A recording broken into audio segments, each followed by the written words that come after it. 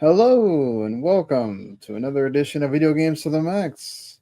It's episode 460 of the show, and joining me as usual, Mr. Mark Morrison. Howdy. I am your host, Sean Grummer, and well, it's finally here. After all these years of waiting, Knight Silksong has released. I've played through the first two areas. I'll talk about it. Mark's got more on 32K25. Once again, Xbox Game Pass is under the firing line, this time from former Xbox executives. We've got Nintendo winning another lawsuit against Emulation. What's new with that? PlayStation 6 getting more news, if as of last week wasn't enough. And Ubisoft is throwing their hat in the ring for putting a wrinkle in the Game Keycard discussion. Could there be a legit reason why you need game key cards? We'll talk about all that. Plus, is there an actual killer of gaming? A new report or poll or whatever you call this from a marketing firm kind of puts some new light into free-to-play games. So we'll talk about all this stuff and much more on this week's edition of Video Game to the Max right after this.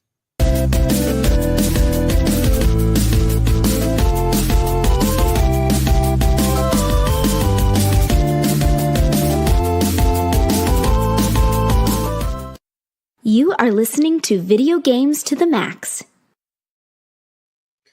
All right. Well, let's go ahead and get the housekeeping stuff out of the way here.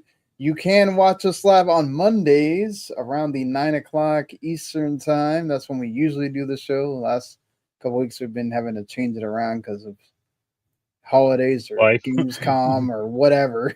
So, and right now the weather is cooperating here where I live, but hopefully we don't get internet getting knocked out in the middle of the episode here. But we'll keep wishing for good things. Anything going on with you, Mark? I'm still waiting for my Famicom box keys. The post office is screwing around with that. Yeah, we'll see if those get in. You'll have to. Was it last week or the week before that you talked about I think last week. the big Super Famicom game Right. box? You'll have to go listen to that episode to go see what Mark is talking about there.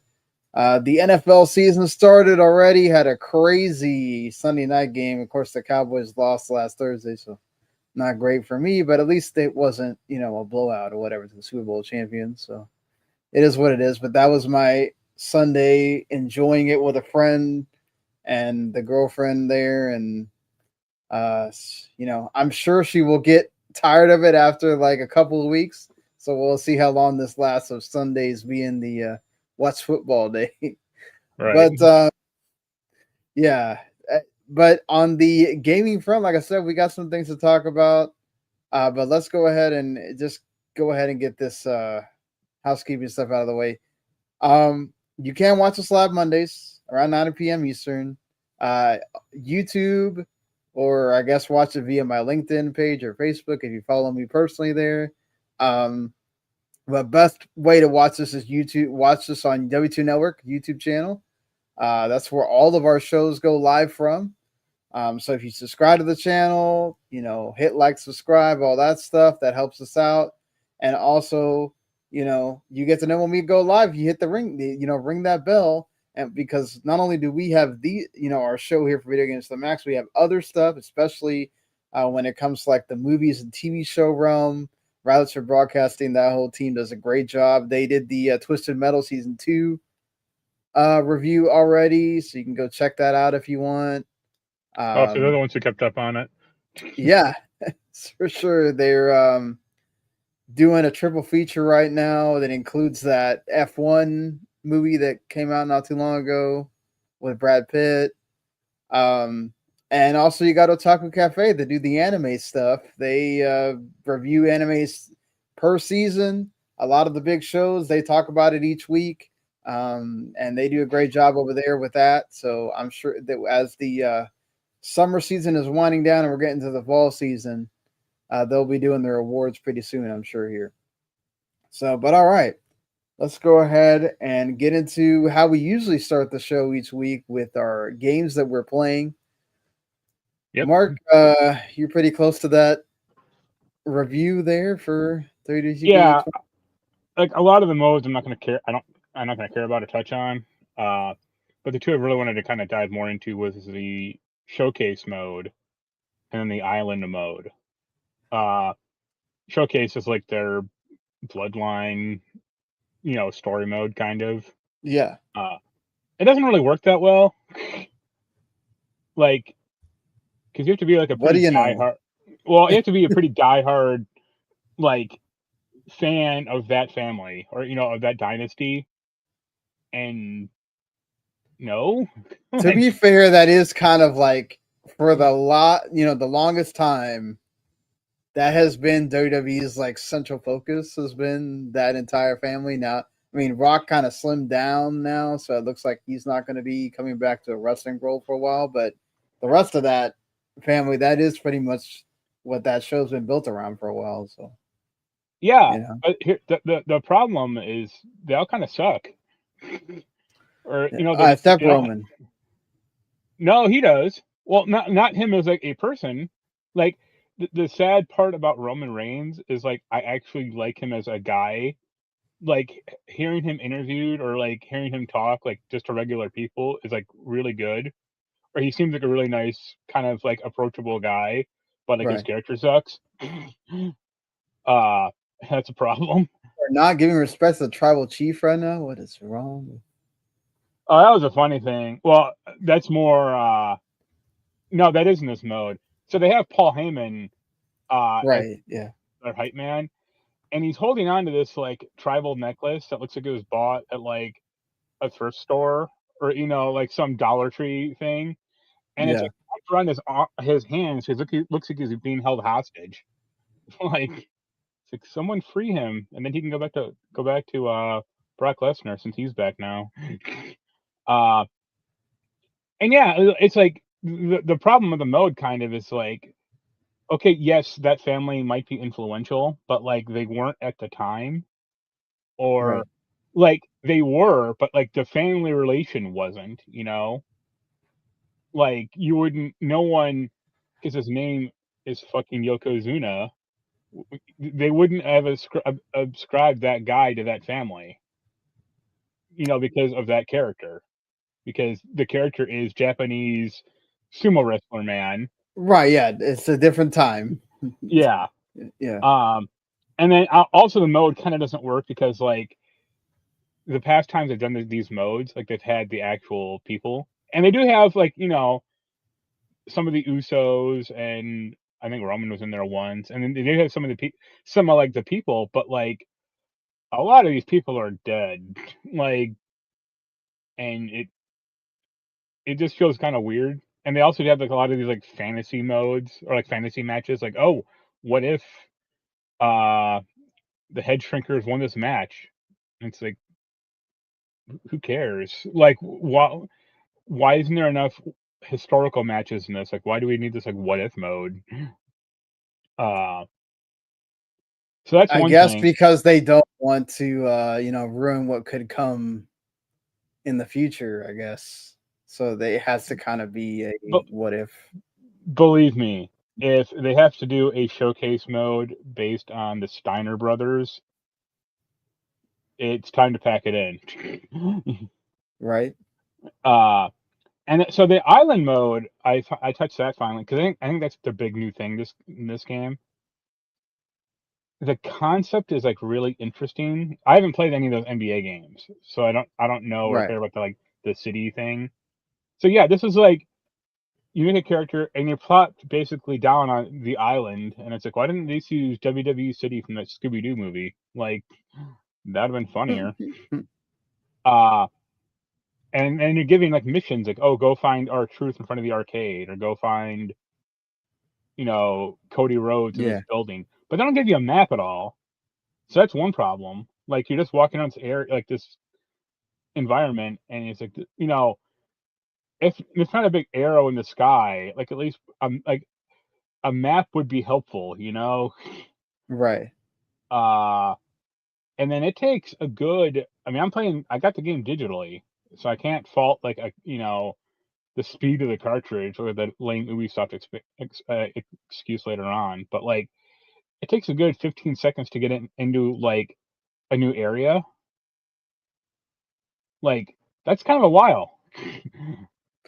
That's hilarious. One of the things that they're touting is that you can do chain wrestling again or whatever. It's like, I did yes, that because once or everybody cares about doing that.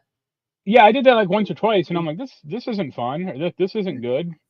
I mean, it's cool for the purists and all, but it's like, dude, you forget about that like 2 minutes into the match. No one, right, because you can only do it like once. Yeah, like they have like a lot of these like one-off or like very not I don't want to say specialized, but like one-off situations where like What's up, if you didn't dude? know it, you wouldn't Go ahead. you would never know like the way you do it is kind of like fall into it one time or Yeah.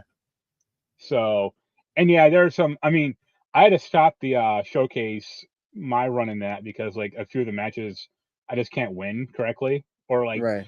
to get all the rewards but there are like a few that are like oh damage this person get him into the orange zone and he got 30 seconds. It's like that is not a lot of time. Like I am just like beating the hell out of them then because I'm just going for like Right. the cheapest moves possible. So I don't know. The honor is kind of interesting. Like I kind of wish that was like just played straight and that was just like the regular story mode. Like instead of this like weird like phone It's like thing. ever since they had I can't remember which one was the first one. It might have been like the Stone Cold one or something. Probably.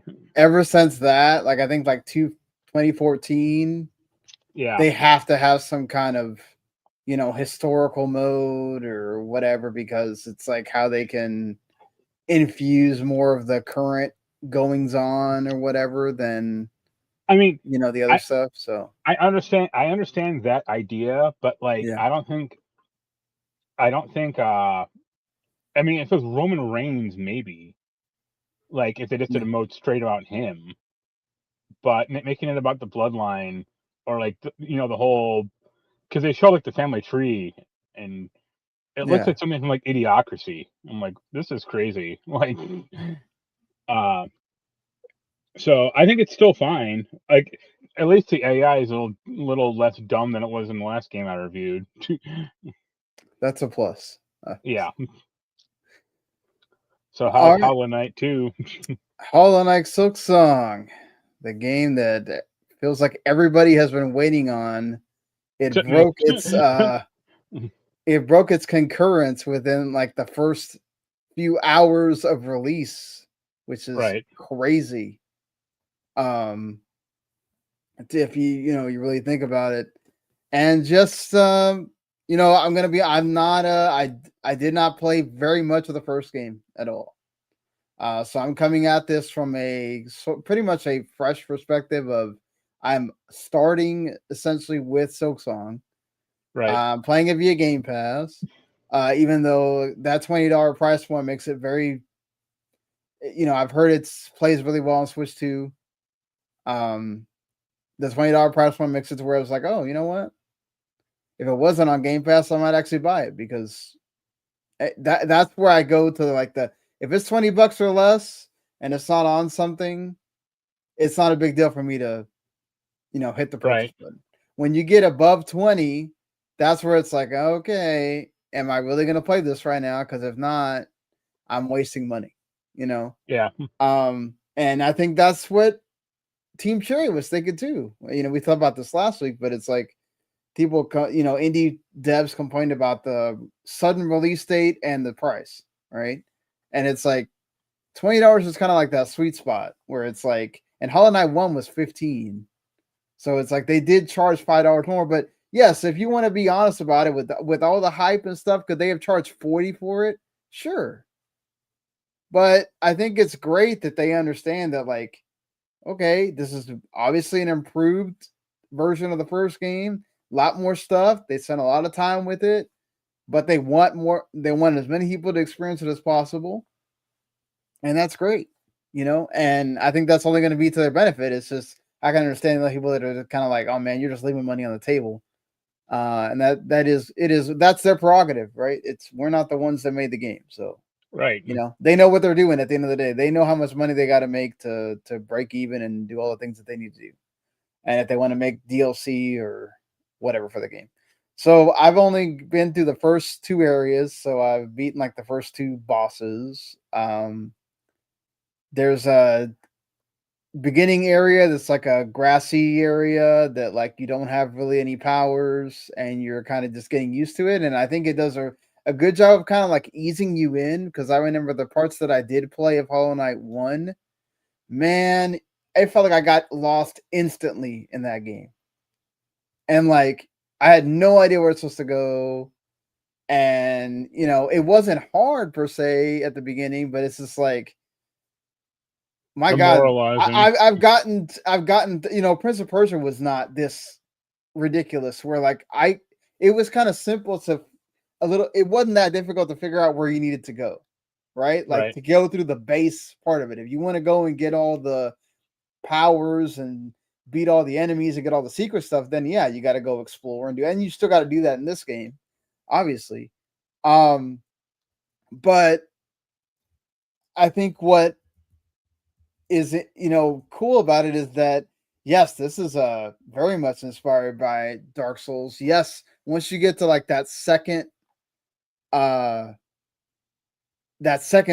yeah, it ramps up a lot more. Yeah. So it's not you'll feel it once you get to like that second boss and how they do it. Yeah, you're gonna be like, oh crap, okay. I think I lost quite a few times, and of course the problem is like they use rosaries instead of souls when you die. So that's the you'll lose your rosary or whatever when you die, so then you have to go in and collect your rosary back wherever it is that you died. And then obviously if you they have a bench where you can save, essentially, and depending on where that bench is, you might be rather far or be close. There was one time where like I fell all the way to the bottom. I had to go all the way through again. Yeah, that was interesting. Rosary is also like your currency to get different things, like your new skills or other like upgrades and whatnot too. So that's definitely got Catholic Church. Yeah. There's a lot of themes in here too, but I forgot how much I loved the art style of Hollow Knight 1. Like the art style is so cool, and like it feels like everything you're moving through is supposed to be there, and it looks awesome, and the music's great. Like I left it on while I was on my break gathering news for the show, and I was like, man, this is good. This is it's gonna give Expedition 33 and some of the other ones run for their money as far as the like music award, for sure. But yeah, man, I definitely, I'm enjoying it. Like I said, it didn't take very long to get hard, and even the regular enemies are not a joke either. I mean, they can kind of like surprise you and become annoying after a while, especially if like you're trying to jump and attack them at the same time, and so you can get through the next portion or whatever. I wish they do have like that little system where you can put like markers and stuff like that, so you can kind of know where you're going or whatnot. But yeah, like a bookmark or even though it does, it's not like feels crazy like the first Hollow Knight was. It did kind of get annoying after a while of just kind of like, okay, I died, and now I have to go all the way to where I was again and get through all of the enemies again. I know this is a Dark Souls thing, but it's just like it's still that does kind of get annoying after a while. Especially when you're like having to fight, you're eventually going to get to this boss that can wipe you out pretty quick, and then it's like, oh, get ready for this process again, right? It almost feels like a roguelike at times. Like you're going to be doing a lot of that run again until you beat it, So I mean, that's why it's nice that like Dark Souls now basically has like a checkpoint right before a boss. So yeah, if you get see, like wasted on the boss, you just respawn right there. exactly. I don't know if they'll add stuff like that eventually in updates or whatever, but hey, look, a lot of people are loving it. User score is crazy. Like I said, it's already made a bunch of money. It's already killed concurrence already. It shut down like all the stores when it first came out. Like you couldn't download it on the Switch store or the Steam or PlayStation store or whatever. Right. Because of all the people trying to, because they did a global release time and everything.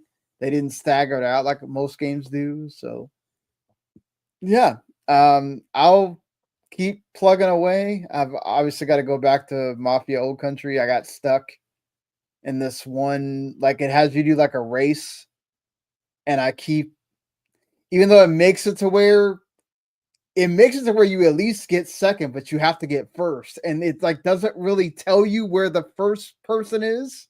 You're like having to guess by how you're turning and going through this track with this old ass freaking car, and it's just not very helpful. So I was gonna say that's really useful. Yeah, it's like I get why, but like there's one where you do earlier in the game where it's like with horses, and that one made much more sense. I didn't have that problem like I do with the car. I don't know, but eventually I'll just have to figure out some way to get through that so I can get further to review it. So I watched an old video of like the first like race, like the first kind of mission of F1 2017. Wow. And Okay. it starts as like this like race. We were like I think part of McLaren, and then the guy it's supposed to like lose the race basically because like, I look super cheap and shit, but the guy actually won it. And then he like the team manager's like, "Good job winning. You're still fired." And it's like, what? Like, how does that work? Yeah, for sure. But all right, let's move on to talking about the news here. Let's go through a little bit of lighter stuff first with Xbox before we finally get into it feels like the revolving door of same thing that we had ended talking about because it keeps getting in the news. Xbox is having a, speaking of Hollow Knight being an indie, Xbox is having an Indie Selects Demo Fest this week. It's actually going to go for almost 3 weeks, which is great because Steam Next Fest is usually like 2 weeks only, and hopefully some of these demos actually stick around. Steam Next Fest has been doing better about like keeping the demos around. Yeah. But I hate these time demo things like what was it? Luminous just did one like that. Right. Where it's just like before I could turn around, I realized that it was already the third. And I was like, really? Come on.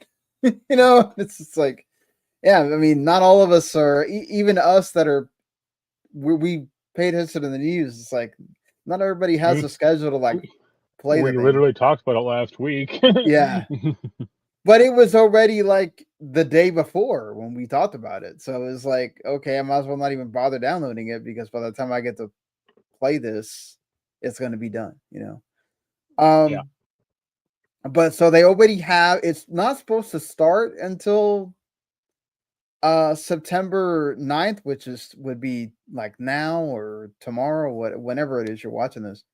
But they already have some demos up there. So I don't know if they're gonna have all 40 out by the time it's Tuesday, or they're gonna keep staggering them out. But you have some Judson Slayer, Hordes of Hell, which is like a Diablo like. That's already up there. The Yooka Replay which is the ukulele like remaster. That's up there as well. Waken Astral Blade as well. So there's some cool ones up there already. Hopefully they get some. So, when we get to the whole list of 40, it's definitely going to hopefully have some stuff for everybody in there that you'll all want to play. So yeah, I love when Xbox does this stuff. They usually do it around like Game Awards or whenever Keighley has a thing. So cool to see that they're doing this, and it's going to be for like that whole month. So you got a lot of time to go play these games. Even though the game releases aren't going to do you any favors. There's going to be constantly something coming out too if you're keeping up with the new stuff.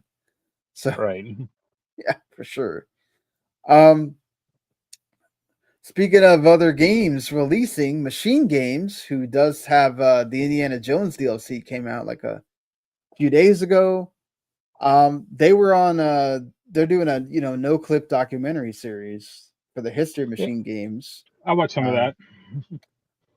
No Clip does an awesome job, by the way. If you haven't watched any of their stuff, you loved history of video games or learning about different game companies, they're awesome. So definitely go check Danny O'Dwyer and all that stuff. But they talked about how the new Wolfenstein series was always meant to be a trilogy. And obviously we haven't had the third game in that trilogy. We had Youngblood, which was kind of meh. Was also meant to be kind of like a live servicey type thing, which did not do it any favors. Right. Wolfenstein 2 was obviously wonderfully received. So was the first one. I think the problem is like, okay, they say it's going to be a sequel, or they say it wants to be a trilogy of games, but there's been 4 out so far, and two are the only ones that count. Yeah, I mean, it's like, technically Kingdom Hearts is a trilogy, but they have other spin-off games too. It's not. No, that's the same thing. It's right. So, I mean, I want the Wolfenstein 3 as well, so we can maybe get the finality of what they want to do. Yeah. I would want Wolfenstein 3, but I really didn't like Wolfenstein 2.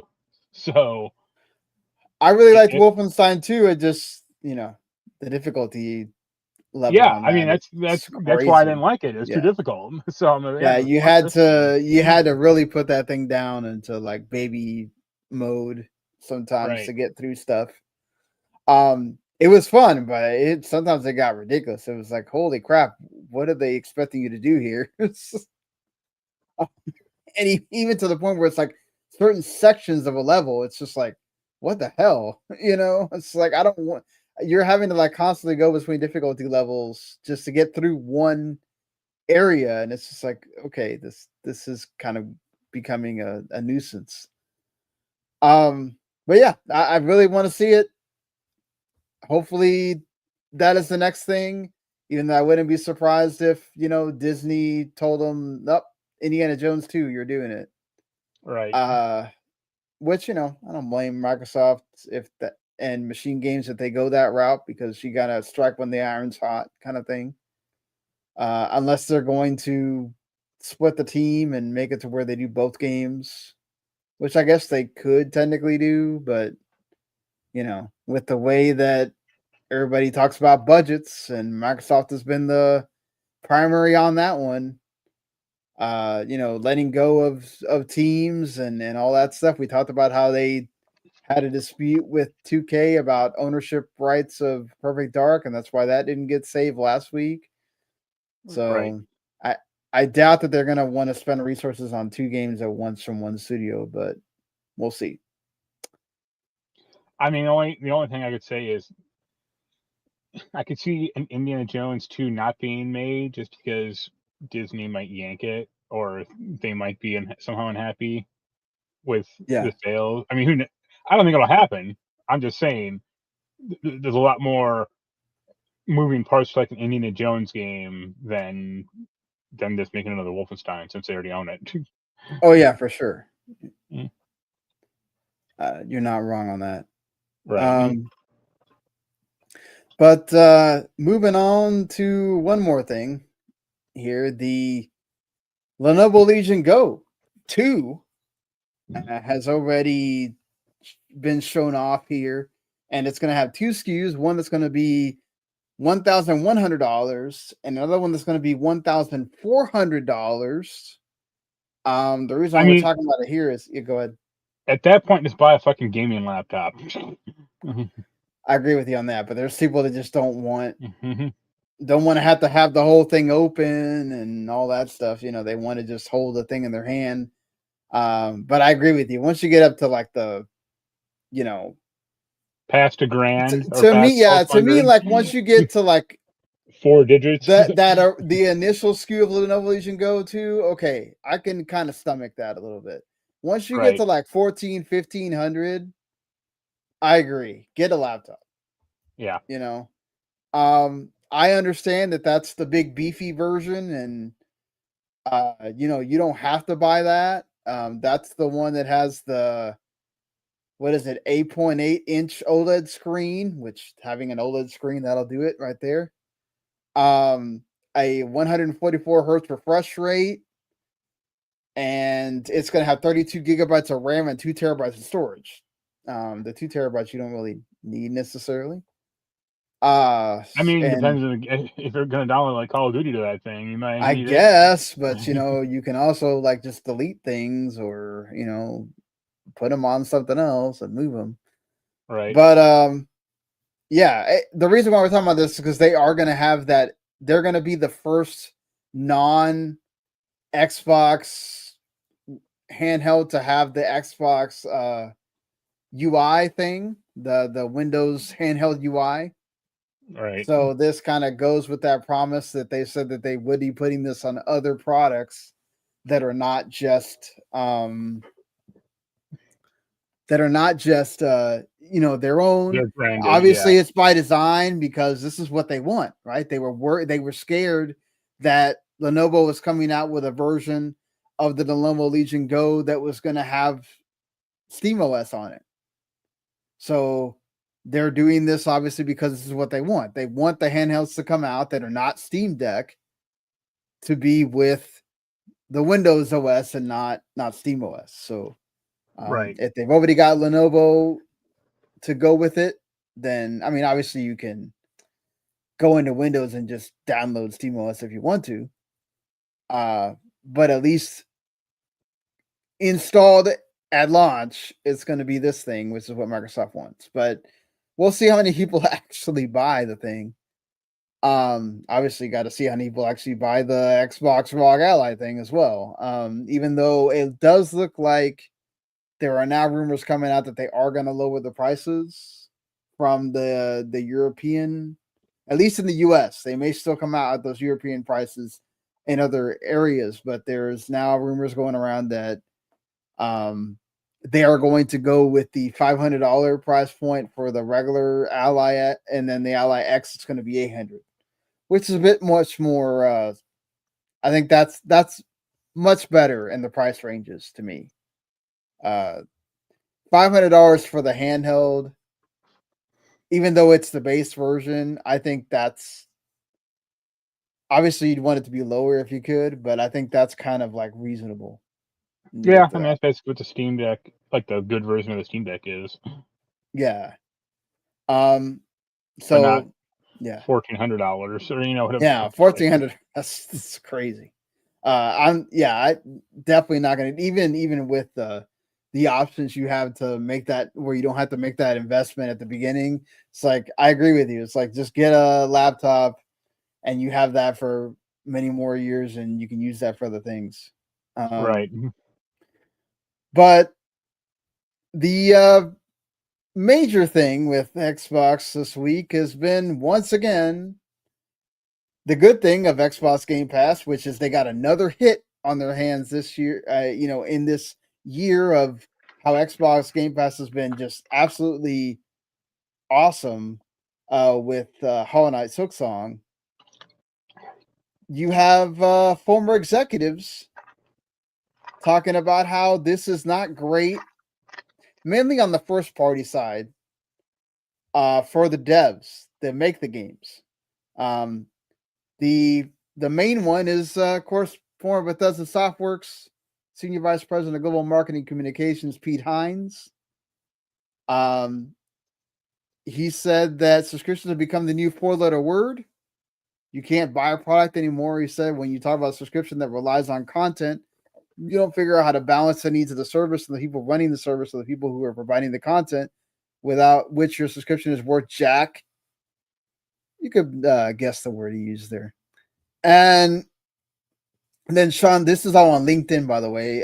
Sean Layden then chimed in that this is the question, because he was asked before, and we talked about it, where he talked about, you can try to figure out how to make it profitable all you want, but he says actually what matters is it healthy and helpful for the developer. And then Shannon Loftus, former Xbox Game Studios VP, also chimed in. She worked 29 years at the company and worked on various games such as Fable, Banjo-Kazooie, Age of Empires, Rio Pinata, all that stuff. She says that aside from some games that, where you can claim wins with Game Pass, like Human Fall Flat, the majority of game adoption on Game Pass comes at the expense of retail revenue, which Phil Spencer has said is true. In that first year, you do see sales go down. She says the game is engineered from the ground up for post-release monetization. That's the only way it kind of works. She says, I could write pages on the weird inner tensions Game Pass creates. Yeah, and that's kind of it for the rest of it. I mean, this is the one area where I feel like they're right about that. It's always been weird how this works with first party. We don't get any of this information. Microsoft doesn't, and they don't have to tell us any of this information, right? We did get the confirmation from Christopher Dring about the whole, like, they don't count that as far as how they determine that Xbox Game Pass is sustainable, because they don't include the costs of development for the first party games, because that technically goes into, the studio's costs and all that stuff. But it is like, how do they determine that split when everything comes from? Is it based on how many downloads? Is it based on how much time people spent playing the game? Like, how do you? Is it determined on if people bought, DLC or microtransactions or whatever? Like, how do they figure this out? That'd be really, really interesting to know. And it kind of reminds me of the whole, like, when WWE is doing the WWE Network thing, right? Of how you had all these old wrestlers come out and they got mad because it's like, where's my royalties from my stuff being on this platform that and they're like, anybody can watch the stuff all the time, right? So, like, how does this get split up? And it has to be probably a lot less than what they were making when it comes to, like, just instead of the game sales, right? Right, and they're not selling VHS tapes anymore, or yeah. So, like, what do you think, they have a point here, or is this more just? I mean, me and you are always going to be at odds in this topic, but yeah, because they don't show how it's measured by a success standpoint. Like, is it how many people download the thing, how many people play the thing, how many hours are spent on it? I mean, also not every game has like DLC to buy or whatever, but yeah, is it? Oh, it's a success if someone plays it for 10 minutes or 10 hours or 10 days. Yeah, it is interesting how they did. I mean, obviously, it depends on, like, they definitely do the success based off of how many people, how many users, play the game, right? They'll make that big announcement of, oh, they already did it with Silksong. I think they said, oh, they've already had 1 million players. Obviously, they can say that because they can go based off of Steam downloads and then Game Pass averages and all that other stuff, right? And obviously being on PC Game Pass as well, all that kind of thing. I do think that, again, like, it would be nice to know how much this split happens, because it's like, okay, I do see how this can inhibit creativity, right? Where you're looking at this and you're going, okay, I'm making this game so that I can, barely make anything. Obviously, they're getting a salary while they're making this game. It's not just it's all tied to this, but right. I assume the bonuses aren't as big as they would have been. I don't know. People are there's some publishers that still do the whole bonus tied to like what your Metacritic or OpenCritic rating is, which that doesn't really change. But it does change for some people, right? Because some folks will grade on like a curve because it's a Game Pass game, right? So for like, it's a 70, but it's all right because it's on Game Pass, right? Whereas like, what if it wasn't on Game Pass? Would you give it an 80? Would you give it a 60 instead? Would like that's the kind some folks do that. They base it off of like, well, I'm not gonna give it too much of a bad grade because it's on Game Pass, whatever.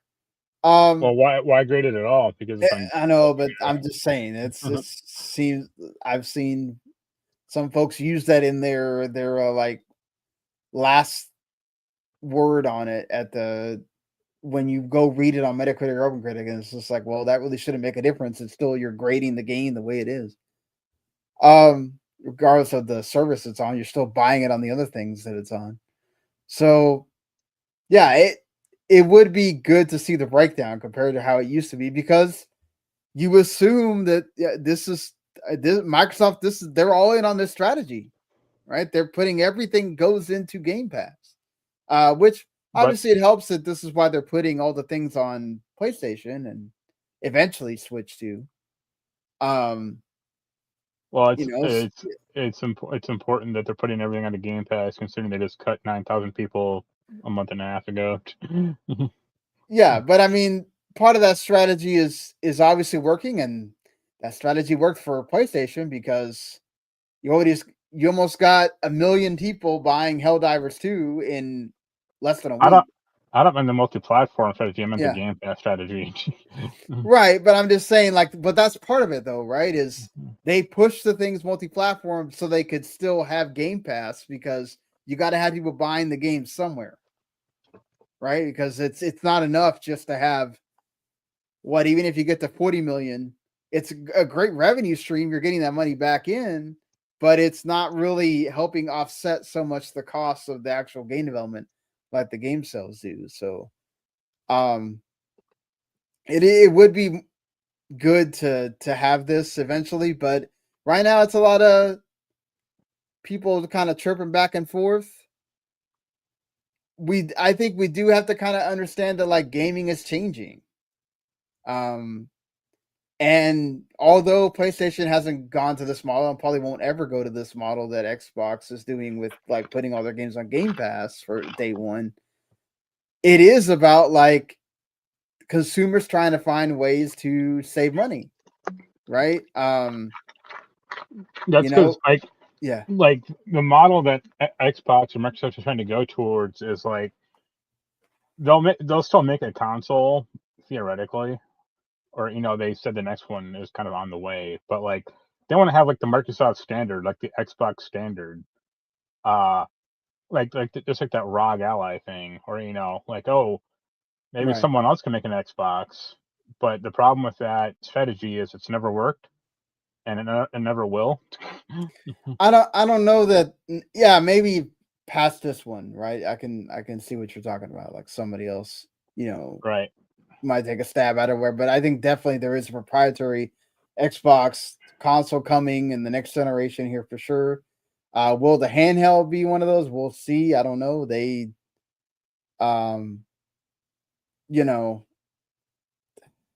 it's one of those things where it's like, are we going to see it? Are we not?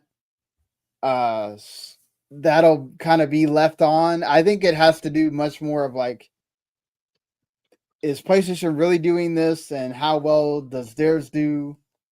Does Microsoft then say, okay, look, PlayStation's really doing it on their end. I think we have to do ours, right? That's where the new war is going to come in between Switch 2, PlayStation's handheld, and if Xbox does one, like who ends up, adopting and going from there. Because if PlayStation really does make their base SKU essentially a Switch, but it's got a PlayStation on it and it's higher res, does that make an impact on the Switch 2 at that point? Does that make an impact on what Xbox is trying to do by like trying to kind of enter that market first? Do they kind of like wipe them out at that point too? Just saying, okay, it doesn't matter where you come in. We're gonna do ours, and we're gonna show you with the power of PlayStation that doesn't matter. We're still gonna beat you. Right. Which I'm sure that's probably gonna wind up happening, but we'll see. I think. But I guess my point to kind of lead into this is there was I don't know what you would call this, a study or a graphic or whatever, done by Roundhill Investments. Yeah. Where they're looking at like the global video game industry, saying that they have $300 billion in revenue with a total of 321 billion by 2026. Right? Let me see if I can pull this into here so people can see it instead of me just talking about it here. But the base of it is that they're saying 85% of all gaming revenue comes from free-to-play games. So if you're saying that 85% of revenue comes from a certain section of games that people are not having to pay to use, I think this puts it there. Okay. That's insane. And now you see why Sony is trying to spend all that money to get one of these besides Helldivers 2 to hit. Except those aren't free to play. And then also, well, okay, but they're it's a live service model. They want you to pay that one time and keep going. They want if Concord had been free when it came out, it might have lasted 3 weeks. Who knows? Yeah, maybe.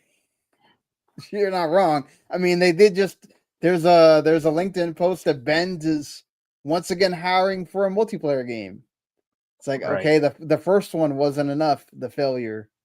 Now we're gonna do it again. But I mean, I also don't believe that percentage either, or that study. Because I don't know who this company is that did it, or the survey, but they probably have they probably have a position in this race somewhere, or or how do they? Yeah, part of this is obviously it's like breaking down the revenue model because it's also about like where it is that you need to invest. I mean, if you're a capitalist firm or whatever, free to play games have only been around for past 10 years, maybe 15. Yeah, and believe me, gaming was plenty big 16 years ago, or in some respects it wasn't bigger, but it's at least better. Right. So but they're using a model that's based off of like from 2017 to now, right? Yeah. And you can see how it grows from 67 billion. This is including mobile games also, right? Not just the stuff that you play on your console or PC. And it goes from 67 billion to just 223 billion this year. And then you go look at PC and console games, and they're a combined like 70, 72 billion. Yeah. So yeah, and then also there's obviously more in-game ads now too, right? Right. So it's like that's crazy. That's why you see all this push towards that, but that's still coming a majority from Pokemon Go, Fortnite, PUBG, and Candy Crush and some other ones. It's still not like it's not like every game is hitting that level, right? It's a enigma of levels of certain games that are just ridiculous. They're getting played way more than others, right?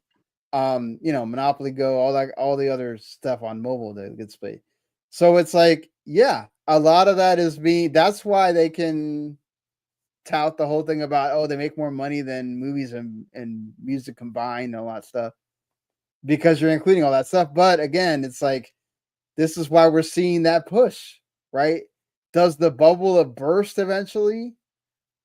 I don't know, but that's why I do think that, like, we're starting to see this push of, if most of the games that, my daughter's generation are playing are free, or you pay one time and you keep playing forever, yeah, I'm not going to pay $70 for a game or $80 for a game, right? The difference though is, Yeah.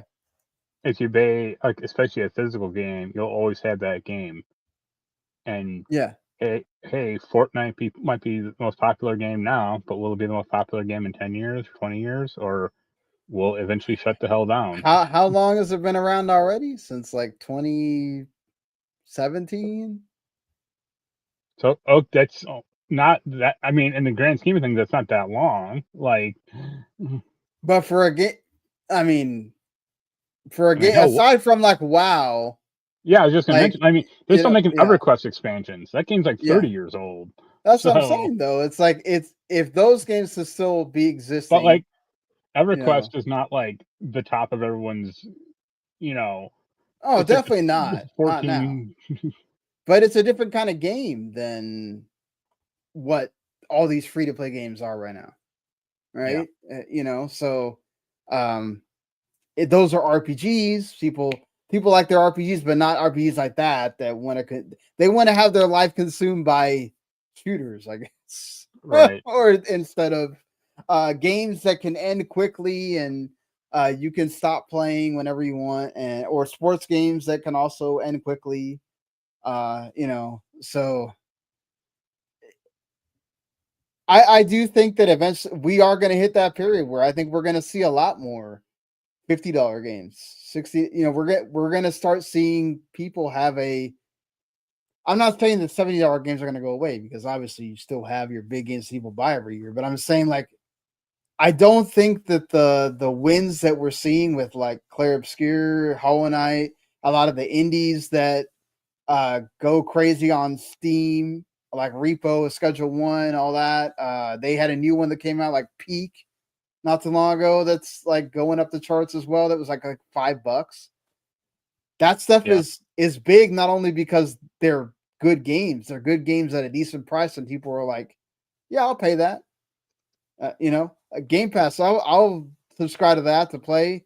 PS Plus, I'll subscribe to that to get my money's worth and not have to spend, $60-$70 on this one game that I might play for 5 hours and then not touch it again. So I do think that there's a point to all that. Why all of this has risen to the point. Will it eventually kind of like even out? Yeah, but I do think that this is going to eventually lead to all these publishers having to figure out, oh, okay, I think we're going to have to just like lower the quality, lower the budgets, so we can get back to making some money on the games we make, and not have to, like, oh my god, it's got to sell $20 million, or we got to close down the studio. So I mean, that's Square. yeah, but I mean, it's also like, look at Civ 7. Yeah. They had to lay off people this week. To be fair, I don't think Unfortunately. Civ 7 was a particularly successful game. So, Right, but I mean, like, those games should still have their place. But it sucks that, like, I mean, outside of like what, StarCraft, and what are the like major strategy games that people are like, you're making millions of dollars off the strategy game. Like, they've always been a niche genre. Like you aren't making the strategy game because that's going to be the one that makes you the most money. That's part of your. That used to be. Oh, that's part of your portfolio, right? Yeah. So it kind of sucks to see that Free Access and the Civ 7 team had to. I just looked it up as you were talking. Civ 5 had a total like an all-time player count, the all-time peak only on PC of 91,000. Like way back in the day. Yeah. Civ 6 was 160,000, which is respectable. Right. Civ 7 was 84,000. Oof. Yeah. Yeah. Not great. That's going in the wrong direction. Yeah, definitely going in the wrong direction.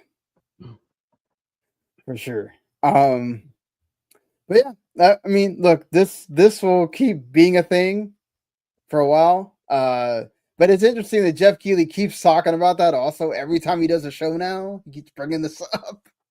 So I think there's a directive there also from Keighley, from other people of just like, okay, we need to talk about it to make it a thing. So people kind of understand that a lot of the games you're going to see here are probably not what you're used to seeing at these showcases, but they are the games that are getting made now. So kind of, I guess, deal with it. I don't know. Right. Another thing we have to learn to deal with, I guess, is Nintendo continuing to make money off of people profiting off emulation off them.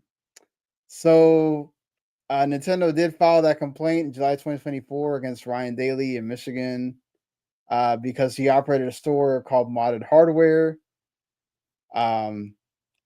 Nintendo won the case, saying that he has to pay $2 million. I'm sure this dude just has that lying around. Right.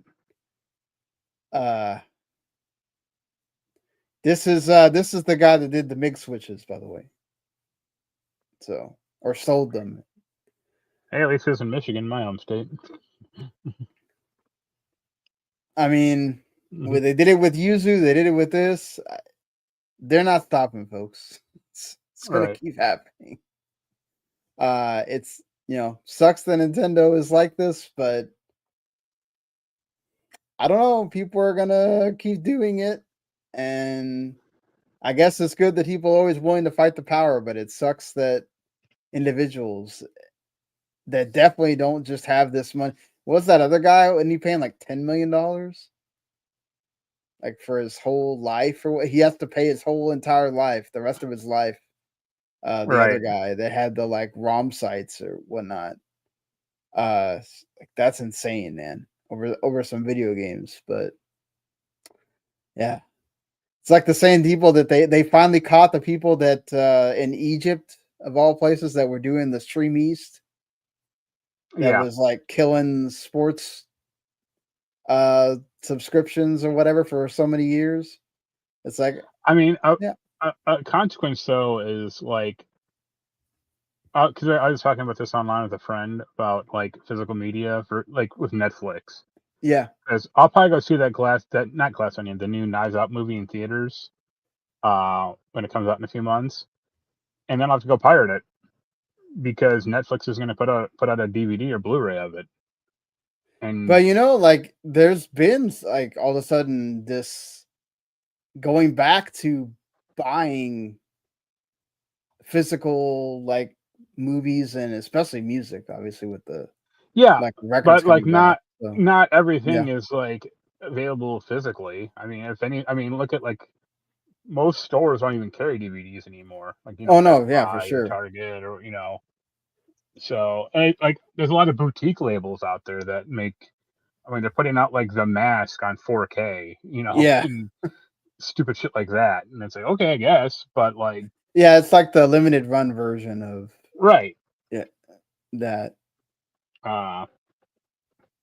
But that's kind of few and far between, and I mean, there are movies that are only on DVD still, that are never going to be on Blu-ray, probably. Yeah, I mean, hell, there are movies basically on like VHS that never got ported to even DVD, let alone Blu-ray or 4K. So Yeah. good luck. That kind of feels like more like they couldn't figure out, either nobody wanted it or they couldn't figure out who has the rights. Right. So, but with everything, almost everything kind of being digitized at this point, it's like it does get like annoying. As nice as it is sometimes, you can just go search whatever movie streaming, right? And then it kind of gives you the results. It does kind of get annoying after a while. It's like, let me go figure out how many of these are you have to pay like $4. Right. And which one of these am I actually subscribed to? Like, well, you're like paying $4 to like rent it for 24 hours. Yeah. You don't even own it. So it's like, and even with Amazon now, Amazon had to go redo their agreement that says like you don't actually own this, because people complain that they bought it and then, oh, you don't actually own it. We can remove it whenever we want. Right. Which is not great. But yep. Speaking of things people were worried about with this, is the Game Keycard continues to be, an issue with the Nintendo Switch 2. Right. And with Ubisoft Star Wars Outlaws, which just came out a couple days ago, an interesting wrinkle was kind of thrown in here, that this is the first time we're hearing about it, at least. Don't know if this is why the big publishers like their reasoning outside of Ubisoft. But Rob Banton, who's the audio architect for Ubisoft's Snowdrop engine, which, runs Star Wars Outlaws along with a bunch of their other games, says the main issue for Switch 2 cartridges is not the actual cost of the cart. It's that they're not as fast as Switch 2 consoles' internal storage, or the micro SD express cards required to add extra storage to a Switch 2. So, because the Switch 2 cartridges don't transfer data as quickly as internal storage, they said that it's better to have a Game Keycard. That way you have to download it and use either the micro SD card or the internal storage, and that way everybody's kind of running on the same thing. And you don't have as many of the, like, oh my God, this game runs like crap because it's running off the card and whatever. Do you think this is finally a legit reason why No. we need to have Game Keycards? And it's okay. Assume that's the reason. Like, assume he's actually correct. He's not just blowing smoke up people's asses. Why isn't the cartridge faster? Or why can't they make a faster one? And if it's a problem, if it's like an actual hardware limitation, the thing just came out 3 months ago. Like they didn't factor that in years before, like when they were making the goddamn thing. I mean, it's Nintendo. I wouldn't be surprised if they didn't, actually. Right. But like, this half-assed measure isn't like a solution to anyone's problem or anyone's concerns. What do you need to wait for the Switch 2 OLED, where it's like, hey, we got an actual functioning cartridge port now, so here's a third variant of game. It'll be like the 3DS Circle Pad Pro. All those 2 games that used it. Yeah. Or 3 rather. I agree with you.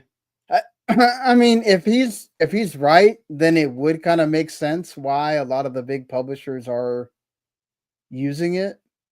Although it doesn't make sense for some of the games that they're using it for. Like, I keep mentioning it, but like Octopath Traveler 0 is like that. Right. That's not a problem with the speed of the cart or whatever. That game is a mobile game remade. Or here's an idea. Do it both ways. Like, if you have the cartridge, have an install option. And it'll be like, the install option will be like, this game will, like, literally just say this game will run better. But you still need the cart. Like, you'll need like more it'll need to take a bigger. You'll need more storage, right? Yeah, on the console, because you need to basically cache more stuff to the drive or install more stuff to it. But it's like, if you don't want to do that, you don't have to, but it will run worse. Yeah, it's going to be interesting to see if somebody actually kind of disputes this or anybody corroborates it. I'm sure someone will be disproving it eventually anyway, because it'll be like, Digital Foundry or just some dude like who hacked the Switch 2, be like, no, you're full crap. Like, yeah. I mean, I wouldn't be surprised if he's right in a way. And I can kind of understand if Ubisoft is like hinging everything on like, oh my god, we need Star Wars Outlaws to sell on Switch 2. That's it, If that's the case, they are way worse off than I would ever expect. Well, I mean, they probably do want to make some of that money back on that licensing deal that they have with Disney. I mean, I'm sure that's not cheap. Right, but so the game already has like bad word of mouth. Right. I mean, it's not like Cyberpunk or like No Man's Sky or something that has like positive buzz or positive feelings. This is like, no, this is a middling game, and it's going to be more middling on this hardware. So, yeah, I mean, I think he says something about like it does run better than it was running on the card or something like that. But again, I think we need more information and more data to kind of like figure out if he's being honest about it, or it's just this is a one-time use case because of Star Wars Outlaws, right? Yeah. And the way it was made, and the engine that it runs on, and Snowdrop engine being kind of like bloated or whatever that reasoning is, right? Yeah. I mean, that game didn't run well on PS5. So. Right, it did. Yeah, it didn't. It didn't run that great on PC either. So yeah, well, you won't have as much storage on the PS5 digital edition going forward, at least in Europe. We'll have to see if it eventually becomes the standard. So right now, the digital edition comes with a 1 terabyte drive that eventually, when you actually start up the system, you find out you only have 825 gigabytes on it. Right. Because of operating system and all that stuff. Well, now the standard version of the digital edition, at least in Europe, is only going to have 825 gigabytes to begin with. So you're going to have less storage. It'll be like what, like 7? That'd probably be like good or something like that. High 600s. Yeah. So you're cutting that down. Right. A bit there.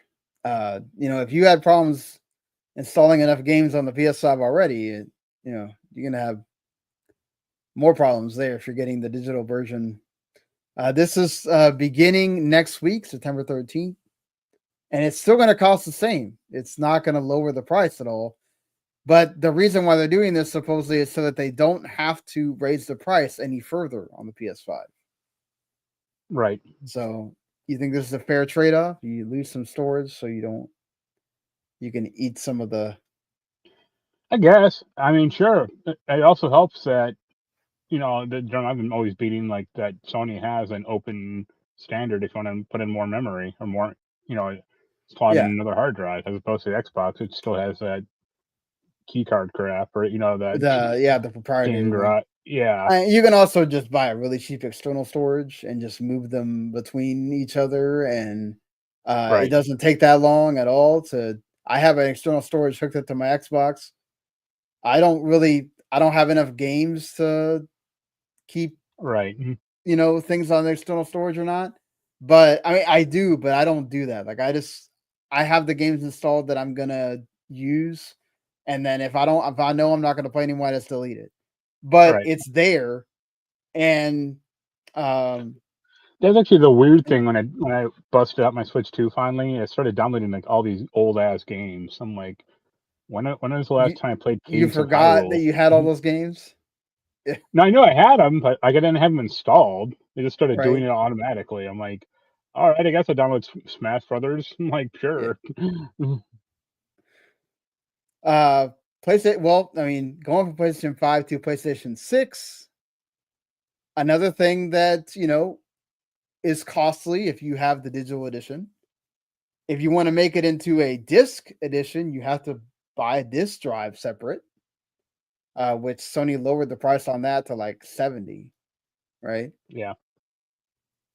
You're going to have to do that again at launch because they won't make a version that has a disc drive already on it, apparently, according to this leaker that has information that they didn't want to say who they are because they're not at liberty to share this kind of stuff, whatever. This is also being reported exclusively by Insider Gaming, by the way, just to give them the props there. And they have several sources on this. Does this really bother you if you have to buy this drive? Depends on well, it depends on a few things: the price of it, the form factor of it, if it's going to be it's going to be a 4K drive. I mean, I assume it would be, but who knows? But I don't think that's true. I think they'll still release 2 SKUs. I think they'll release 2 SKUs too, but it'll be the big boy that'll be $750, $800, and it won't come out. That'll be the way they can make it like 700 or whatever if they wanted to, is don't have the disc drive. And if you want the disc drive and make it 800 or 880 or whatever the hell, you go and buy you the disc drive if you want. I just think that adds, especially if you're gonna do the, let's say you have it come out with 2 terabytes as the base version, right? You got to cut money somewhere. I don't know. People make a big deal about it, but I don't see anybody going, "Oh, I'm not going to buy that disc drive" if they really want it. It's just what happened to them when the PS5 Pro was coming out, right? They ran out at first because the scalpers were buying them, but they eventually came back in stock. Like people forget about the fact that they got to buy that. And right. I don't know. I don't think it's a big deal. I think they eventually will. If they did with the PS5 Pro, I think they will do it with the PS6 and just say, "Hey, it worked one time. People will complain, but it's not like we're not giving them the option." And I think doing anything you can to keep that price down is kind of what matters initially. Because the higher you make that price, the sticker shock I think is going to keep people from, Tell that to the morons who are going to buy that Xbox ROG Ally thing. It's not me, but the folks that want to spend money on that, go ahead, bro. That's like double the. I mean, even if the PS5 or the PS6 is like $750, I think still double the price. Well, no, I mean, like, yeah, it's true. I mean, not the Xbox, not the Microsoft one, but the ROG Asus one. Yeah. Yeah, I mean, we're talking about it's still like $50 more or whatever than the PS5 Pro right now. Right. So, and it don't have PS5 Pro graphics. Right. So, that's going to be an interesting thing when you get to that. If that base PS5 or PS6 is going to be that dockable handheld for like 500, even if it's not, even if it's a 750 model or 700 model, you can spend the other $800 buying a TV and then a rig to make it portable, so you can just walk around. That too. Yeah, could go that route. Hey, what do you know? One of your series that you like, Life is Strange. Yep.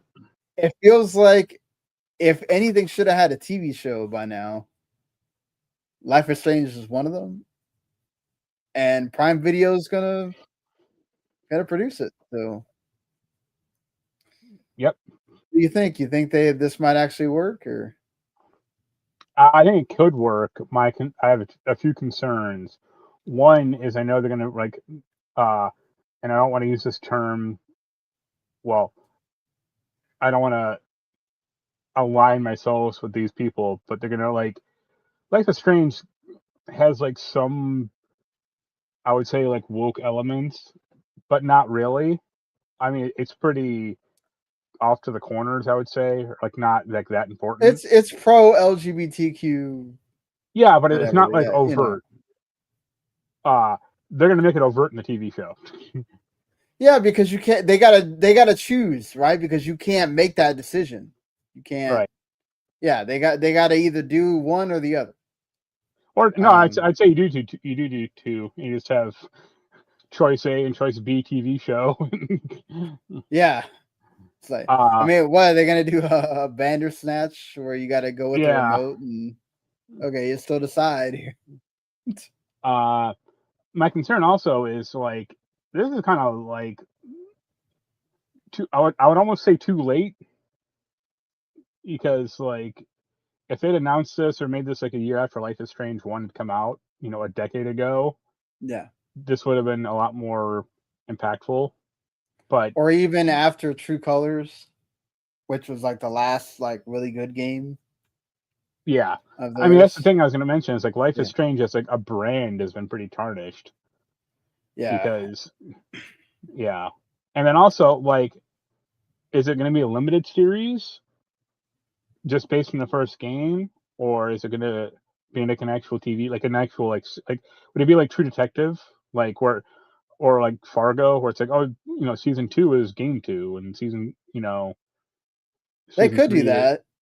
But I think that's the problem is once you get to like the second game, do people really care? No. I mean, that's no. Yeah. Like Same people thing as care about that first game because Max and Chloe and all that. Right. I mean, that's the thing is like if it was just like a limited series, that'd be fine. But the problem is like what happens if it is popular? Then you're kind of screwed because you can't. Yeah, then they'll be forced to keep it going. Yeah, with those characters. My actual other concern would be like casting, like who do they get for? Like I'm sure they'll just get like two nobodies or two like. No offense to whoever they cast, but it'll be like two like unknown actresses or whatever, and then they cast like one or two more known people as like the teachers or something. But yeah, like it's almost kind of funny because like in an ideal world, like Sydney Sweeney like would have been good for this as like the mean girl or something, but now she's too old. Yeah, because I think she's like mid-20s or something now. So they they cast like adults doing high school stuff now. So it's like right, or they have for a long time because of the whole you don't want to actually have minors. No, I'm sure they'll still get like 20-year-olds to be these characters, but yeah, it'll just like her in particular would be like not great. It won't be an all-star cast or whatever. I don't think. I don't think it should be. Like it should be like I think like what they did with like Riverdale was like really good. Because like the adults were like the more known actors at the time than the kids were. Exactly. Yeah. Sure. So yeah, I think it might get made, like, because it's not some super like special effects nonsense or right. Yeah, it's all about the writing and the. Yeah, I mean it'll have some right. effects, but it's not going to be like Game of Thrones or whatever. No, it's more like psychedelic, kind of like in your head effects, kind of thing. It's not. Yeah, it's. Yeah, it's kind of like Riverdale. It's just like you'll have some things there, and most of it's just about the characters. Jens always calls me dumb for suggesting this, but I always think that like I think like a Persona TV show could work also. But I mean, you're talking about so not anime. You're talking about a live action Persona show. Yeah. Wow. Okay. And like have it be Americanized, but like that. This like Persona is not strictly like a Japanese thing. Like, you could easily translate like kid discovers TV dimension in American. Like it wouldn't be like that big of a fetch or whatever. But like they would just kind of screw it up, though. Well, yeah, I completely agree with that. Also, but they would make it so preposterous that it would just be like, okay. Well, like imagine like Riverdale, but like, hey, 10 minutes out of every episode they're fighting demons. Yeah, exactly. What that'd be all right. I turned into Power Rangers for the last 10 minutes. Like, I would also watch that. So let's do this. What do you think of Sophie Turner as the Lara Croft? It's bad, but I don't think she's right for the role. I mean, that's one problem, but the other problem is like whatever Phoebe Waller-Bridge took like 3 years to make this, or like yeah. Like, me and Jens have been joking like, oh, she must have been nice for her to get paid for 3 years for doing nothing, or like. Well, I mean, most part of it weren't they trying to get the girl that did the Tomb Raider movie to be in it at first, and then she said no, or then the movie bombed and they said no, and they like lost the rights to like the Alicia Vikander, not to her specifically, but like that. Oh, like, to those movies, okay, right? Or yeah, like they didn't sign the contract in time, or it was like some like really dumb shit that had a more mature studio would have actually like just done that back in the day.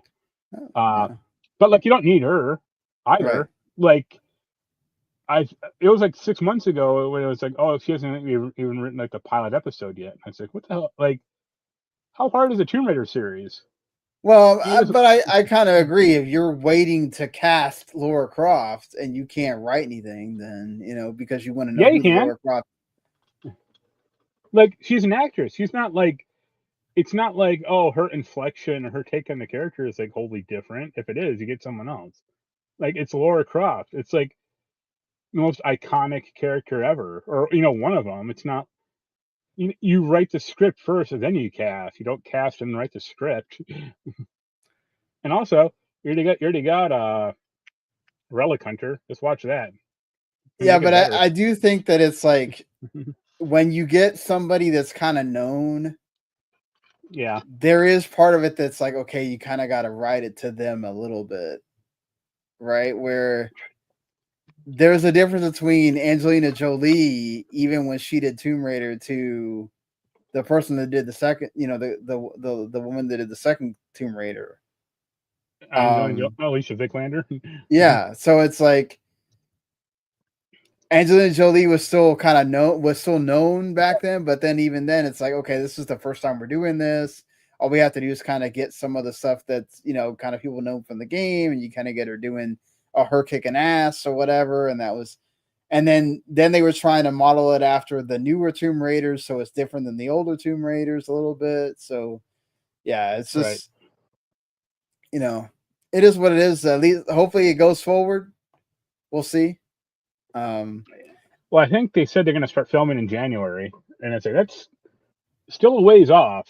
Like, yeah, again, I mean, God of War doesn't start filming in March, so right. At least we'll see with both of those if they actually do and get actually going.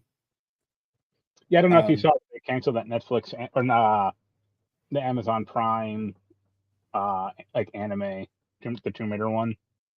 Yeah, I saw that. Yeah, season 2. It's ending with season 2. Yeah, I didn't even know they had a season 2, but they made the Netflix one. So, yeah, I forgot about that too. Trust me. Yeah, right. I mean, I knew that Haley Atwell was like voicing her, right? And like, it's a shame. She would have been a great Lara Croft, but she's too old now. Unless they like write that as a character where she's like early 40s, older. Yeah. It would be cool to do like a Logan type to Lara Croft. Like, right. How does that work when you're older? Like he tries to do like the backflip, and she just like lands and starts complaining about like Tobey Maguire Spider-Man. My back. Yeah. I can't do it. But all right. Go ahead. I don't know. I think it might be okay, but I don't know if it'll actually get made. Yeah, we'll see if that actually happens. But Prime Video's been pretty good about, okay, they said they're going to do them, and they actually get them done. So yeah. Well, we'll still see if the movie's going to come out, but Metal Gear Solid 3 Delta sold 1 million copies in 2 days. even with the issues about Unreal Engine and all that junk. Right. Hey, good for Konami. Yeah. We'll see if Silent Hill F knows. Once I'm sure Silent Hill F would do better. But I was going to say, once Metal Gear Solid goes down in price, I'll probably pick it up. Yeah, I was waiting to see if you'd say you would get it or not. No, that's funny. I was hoping to convince Jens to get it, but he doesn't want to. Yeah. Fair enough. He did get Silent Hill F, though, so I'll give that a shot. Nice. I'm still thinking about trying to get that or not. Got a lot of. I'm sure I won't like it because I don't like Silent Hill. So. Hey, but at least you're playing it off the SharePlay thing. You're not having to buy it. So. I am finally here. We finally got the decision on who's going to make the college basketball game. After both EA and 2K said they were making one, it has been revealed that basically due to the fact that 2K has longevity making a basketball game where EA hasn't made one since 2018, more schools decided to go with 2K. And because EA is all about that exclusivity, they said, screw it, we're not doing it. Right. I don't blame them in a way, but also I'm kind of really tired of this world where we only have one sports game. Like, it was nice when you had competition. Right. It was nice when you had a... Well, it was nice, except for in EA's case when the competition was kicking their ass. I know, but still, it's just like, this is why Madden is the way it is. Like, this is... 2K is even come under fire a lot. It'd be nice if you had an NBA Live going against it.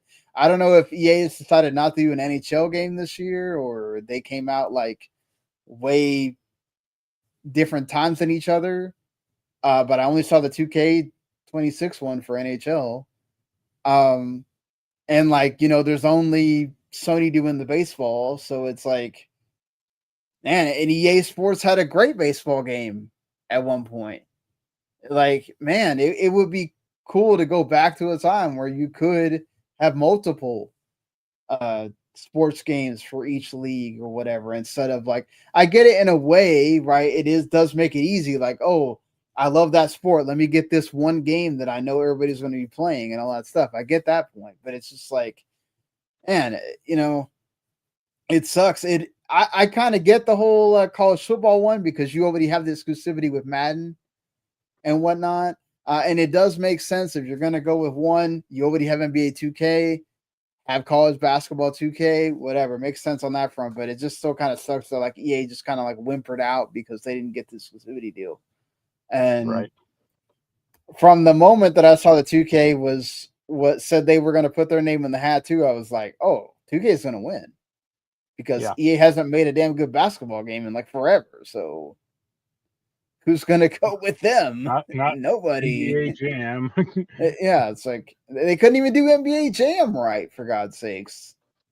The Wii one was okay. The 360 PS3 one. That one was fine, but it wasn't like great either. It's like they try to do the stupid like Ultimate Team BS with that too, and it's like it's like, come on, so. I mean, I can see it. Like, yeah, it's why EA does golf. They do FIFA or whatever they call it. Well, but yeah, I think golf, no, 2K does golf. They have the, both of them do golf.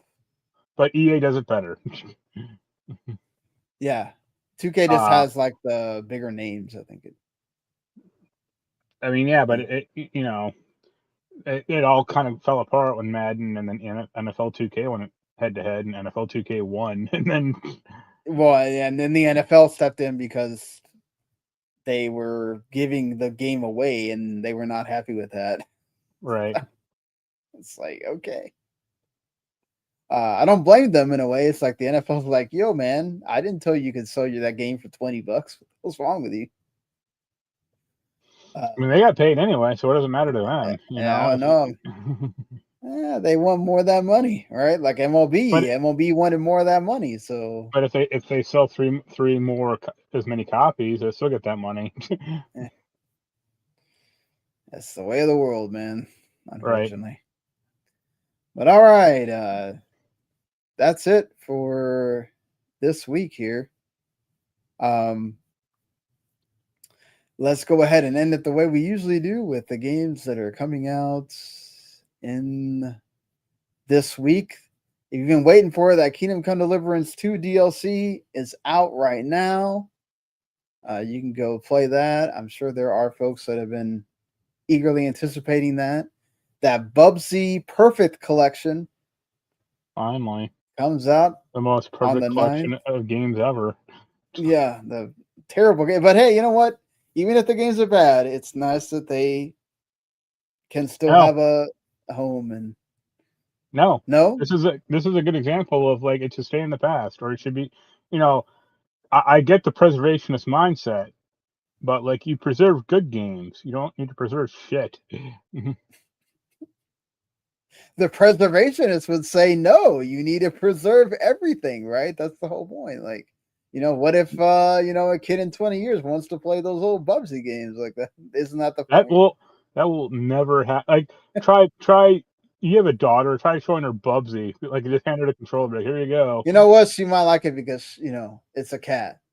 Yeah, and then the first 50 million cheap deaths later, she'll be like, "Fuck this," throw the controller at your face and walk out. I agree with that. Yeah. Also, Garfield Kart 2, all you can drift. Like you didn't have enough. That's bad, but I'm sure it's still better than Bubsy. So that's coming out to everything on the 10th as well. Operation Octos, neat little indie games coming out to mobile and PC on the 10th as well. Baki has a game, Baki Hama Blood Arena, that's coming out to everything on the 11th. Borderlands 4, that's the big game for this week. That comes out on PS5, Xbox Series, and PC on the 12th. Did you see the really funny, I think it was PC Gamer story about Randy Pitchford trying to get real for a second? No, I did not see. What he about the game or about? No, he was pontificating about life. And okay. It was in regards to that stop killing games thing. Oh, okay, that thing. But his quote was, "It's so sobering to think about the fact that everything will end, not just us, but literally everything, and I kind of hate that." And my comment was, and then he followed it up with, "Go buy Borderlands 4 in a week." Never change, Randy. Never change. That's all we need here. Right. Gloomy Eyes, which is another one of these taking a stab at the doing like stop motion kind of graphics in games, comes out to everything on the 12th. Also, the same day as Borderlands 4. Devil in the Details also comes out to PS5 and Xbox. The Assassin's Creed DLC for Shadows, Claws of Awaji, comes out on the 14th as well. Are you gonna play I think this? that's free. So yeah, I mean, I think that's like one of the I think that's like the free DLC that everyone gets because the game got delayed so bad. Yeah. So I'll give it a shot. And then Lego Voyagers also comes on the 15th as well. This game looks really interesting. Kind of just because it's different. Yeah. So and Annapurna's doing it, so it's gonna have some kind of like weird story for a Lego game. Right. But yeah, some cool stuff coming. We'll see if Borderlands 4 can do better than Borderlands 3 did and get the series back on track. I'm sure it'll be fine, but it'll still be rife with like annoying characters or just annoying bullshit. They supposedly, tampered that down a bit. So we'll see.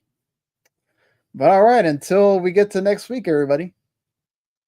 Thanks for watching, listening, wherever it is you check this out. like, subscribe, follow, all that stuff on the YouTube channel, W2 Network, or find us on podcasts, Video Games to the Max. See you later. Later.